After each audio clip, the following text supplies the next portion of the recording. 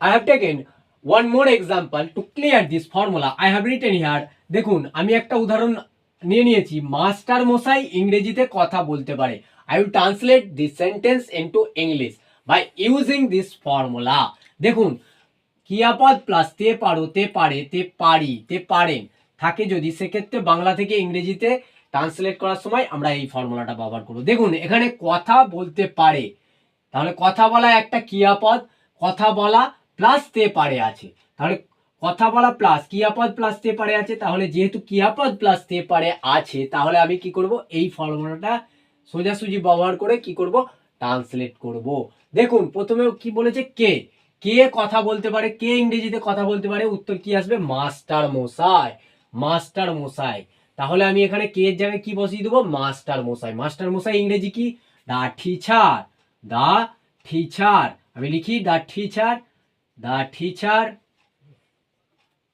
তারপরে কি বসাতে বলেছে, ক্যান, ক্যান বসাতে বলেছে, তাহলে এখানে ক্যান বসিয়ে দিই, ক্যান। তারপরে বসাতে বলেছে কি, ভি ওয়ান, ভি ওয়ান, তাহলে ভার্ব, ভার্বের 1 নম্বর ফর্ম, মানে ক্রিয়াপদের 1 নম্বর ফর্ম, তাহলে ভার্ব, ভার্ব কি, কথা বলা, কথা বলা ইংরেজি কি, speak, speak, S P E A K, speak. তারপরে কি বসাতে বলেছে, ক্যান স্পিক। এরপর বসাতে বলেছে আদার্স, আদার্স কি আছে, আদার্স বসাতে গেলে আমি বলে দিচ্ছি, in my previous video I have already mention, if you want to put others then you have to underline the already translate word. দেখুন মাস্টার মশাই আমি ট্রান্সলেট করে ফেলেছি, কথা বলতে পারে এটাও ট্রান্সলেট হয়ে গেছে, তাহলে পড়ে আছে কি, ইংরেজিতে, ইংরেজিতে ইংরেজিতে কি হবে, তাহলে ইংরেজিতে আমি ইংলিশ লিখলে কি হবে, in English, in English, in English.